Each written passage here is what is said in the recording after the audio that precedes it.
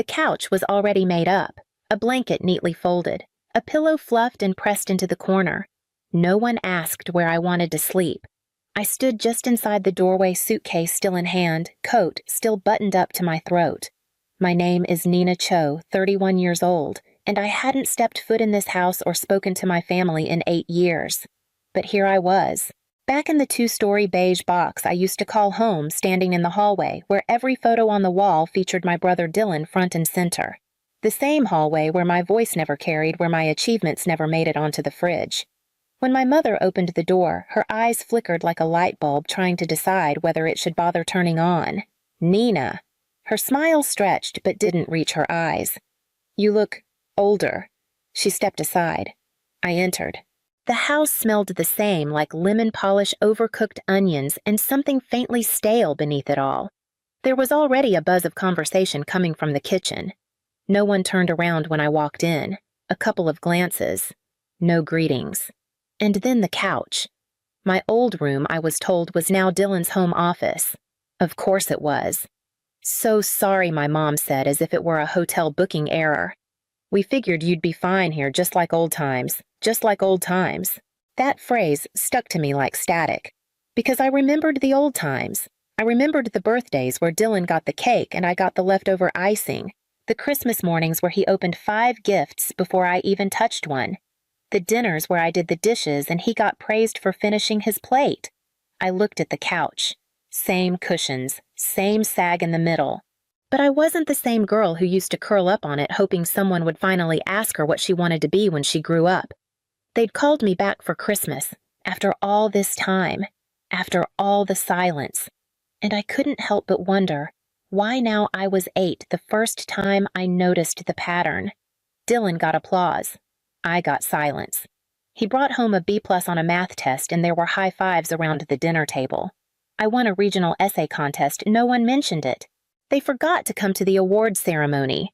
At 13, I sat in a beige office chair with my knees pulled to my chest, while Dr. Kaminsky, the school therapist, folded her hands and said plainly to my parents, Nina isn't distant, she's lonely, and she's learning that being invisible keeps her safe. My mom smiled too tightly. We love both our kids equally.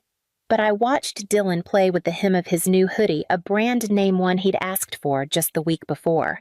My winter jacket was from the clearance bin at the Korean market. 2 sizes too big, still smelling faintly of someone else. He was the golden boy. Football team co-captain, senior class vice president, prom king nominee. He got the car at 16, the framed graduation photos, the customized cake. I got a happy birthday text and leftover candles stuck into a grocery store muffin. When I got accepted into a competitive STEM summer program, I told my parents at dinner. My mom didn't even look up from her phone. My dad asked if it was free. Dylan mentioned he needed new cleats and suddenly they were planning a trip to the sporting goods store. Still, I kept trying. For a while, I believed if I did enough, they'd see me. At 16, I got my first job fixing computers at a dusty electronics repair shop across town. I'd bike there after school, rain or shine, hands blistered from cold handlebars. By junior year, I was building websites for local businesses, sneaking programming books into my room at night like they were contraband. When I got a full scholarship to an out-of-state tech university, I told my parents in the kitchen. My mom paused the microwave and blinked. What are we supposed to do with your room then? Dylan got a backyard party when his Stanford acceptance came in the mail. I moved out with 2 duffel bags and no one even asked for my address. For a while, Dylan would still text surface-level things like Happy New Year or Still Alive. It felt less like care, more like obligation. Then he stopped completely. Years later, I found out why. A friend from back home sent me a photo of Dylan giving a speech at a tech networking event. He was describing how he grew up in a hardworking family that always supported him and how his sister went a different path and lost touch. That was how he framed it. I lost touch. Not that I was shut out. Not that I stopped showing up because there was never a place set for me to begin with. I wasn't angry, just hollow. You grow used to being edited out. The silence folds itself around you like insulation. You stop raising your hand. You stop bringing news home.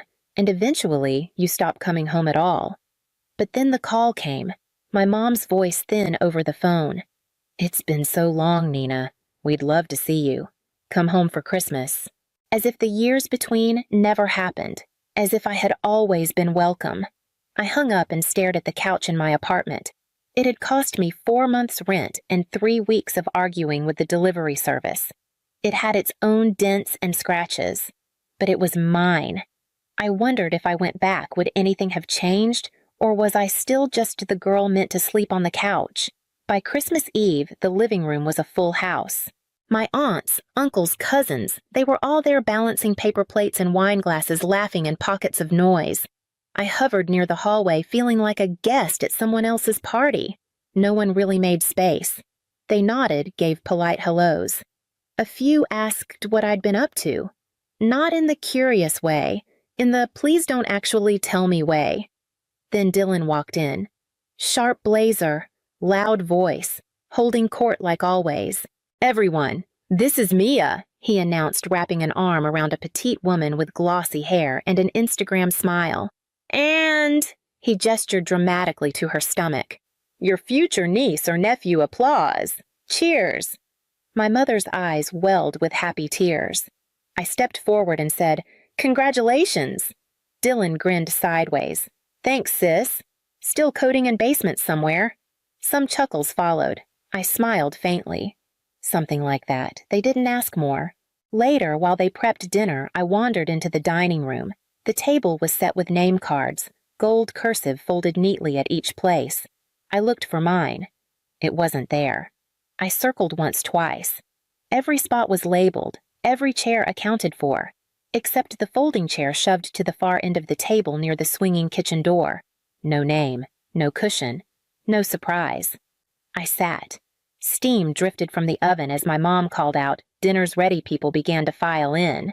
Dylan got the seat next to our father. Mia settled between 2 cousins. My Aunt Nora sat across from me and glanced at the chair. "Oh dear," she said with a nervous laugh.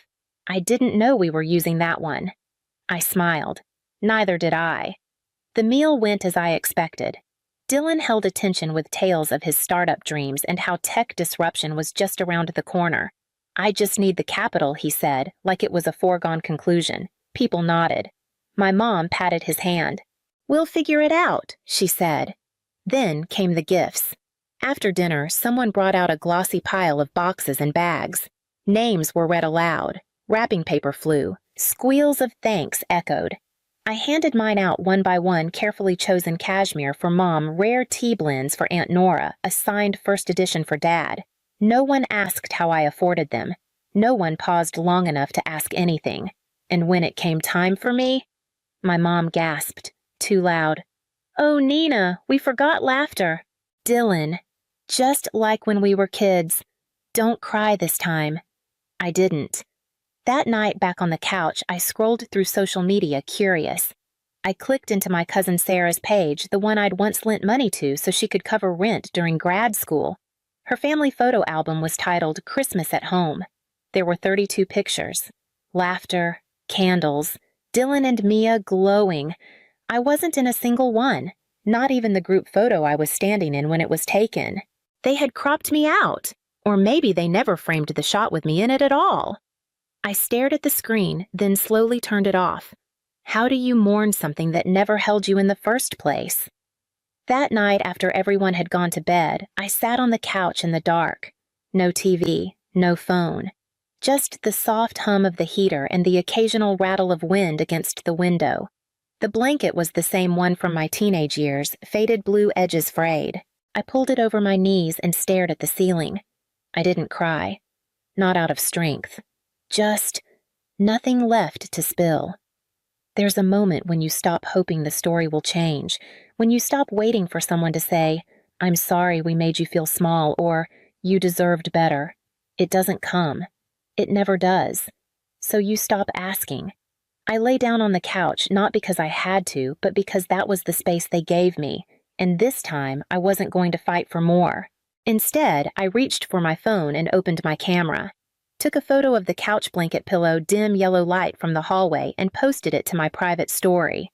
No caption, no context, just the same couch, same spot, a different woman. In the morning, I was the first one up. I folded the blanket neatly, set the pillow upright. I poured myself coffee from the half-empty pot no one had touched and stood by the kitchen window as the sun cracked through the clouds. Mia came downstairs rubbing her belly. She glanced at me surprised. "You're up early." "Couldn't sleep." She nodded but said nothing. I didn't offer more.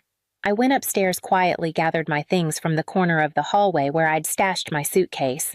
No one had bothered to bring it in. I zipped it closed, double-checked the handle, and wheeled it back down the stairs. The house was still asleep. At the bottom, I paused. I looked at the couch one more time. The dent in the middle, the pillow leaning sideways, the blanket still holding the shape of me. I didn't leave a note. I didn't slam the door. I just walked out. Let them wake to silence. Let them wonder. Let them remember that for once I left before they could push me out. I returned that afternoon mostly out of obligation. My mom had sent a group message when I hadn't realized I'd been added back to reminding everyone about Christmas lunch. I stared at it for a full minute before replying with a single word. "Sure."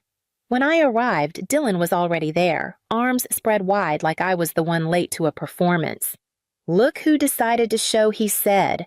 "The coding queen returns." I gave him a nod, took off my coat, and set it on the arm of the couch.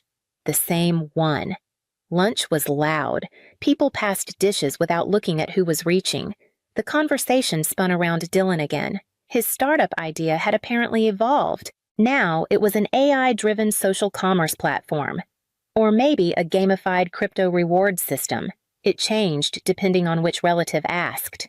"We just need to build the MVP," he said confidently, chewing on a forkful of mashed potatoes.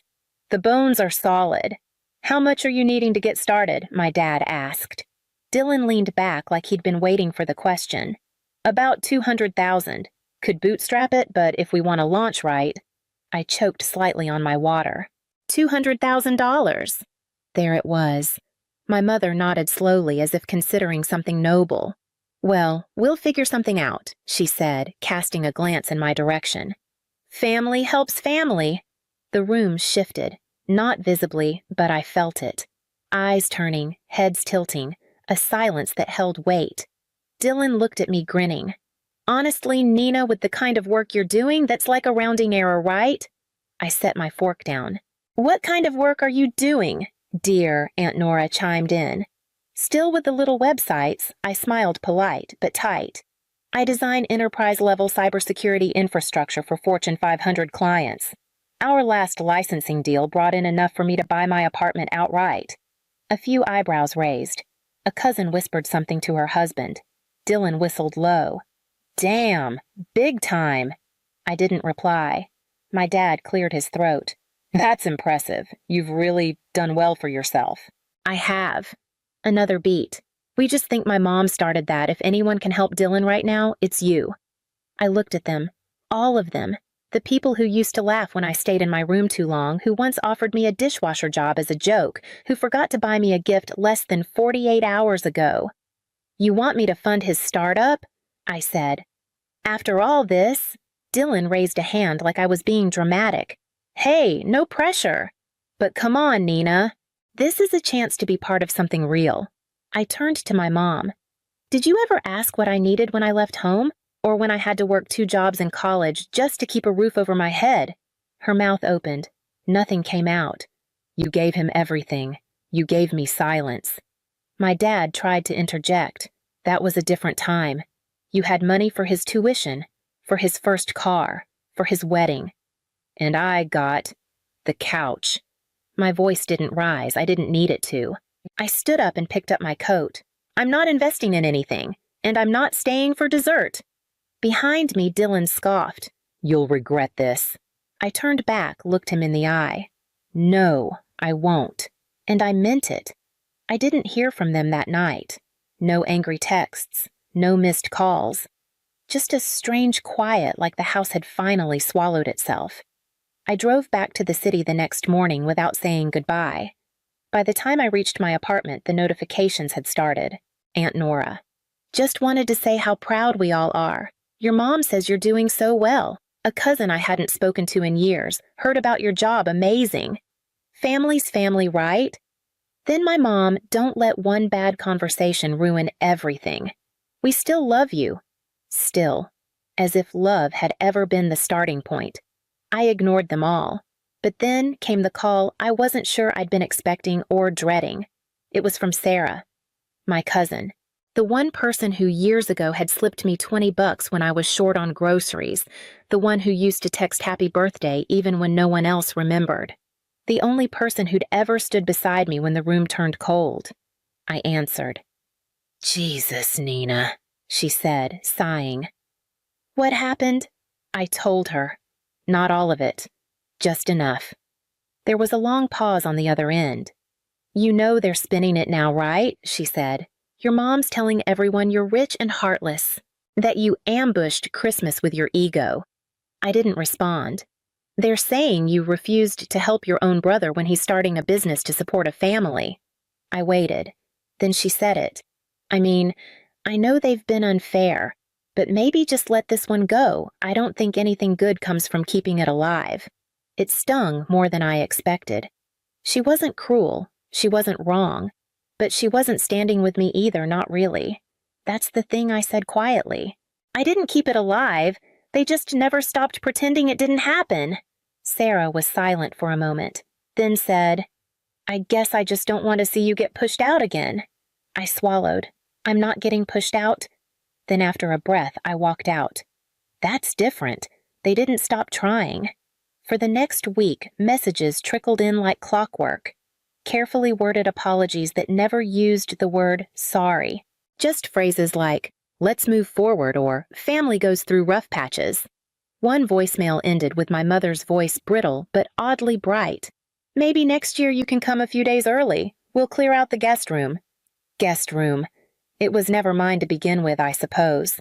I didn't reply. I didn't block them either. Just watched the messages pile up untouched. Like unopened gifts you already know you don't want. Sarah texted once more, everyone's still talking. It's getting out of hand. Do you want me to say something I thought about it?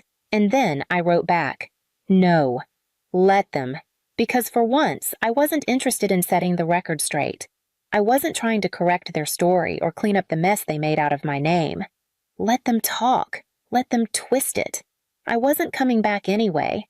They could rewrite the ending 100 times over, but I already knew where mine stopped.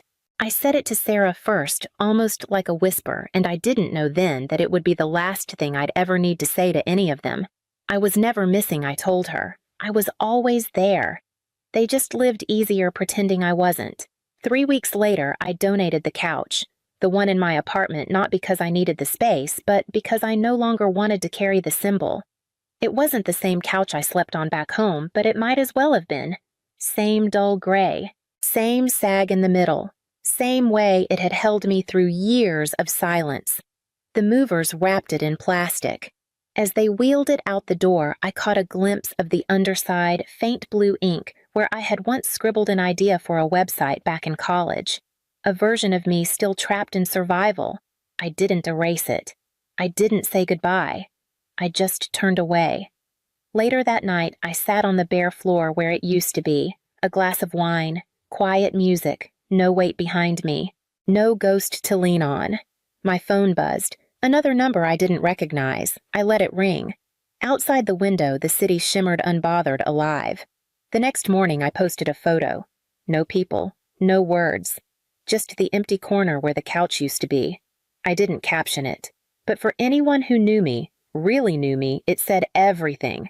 Not mine, not anymore. If they ever gave you the couch and called it a gift, you don't have to explain. Just leave a dot.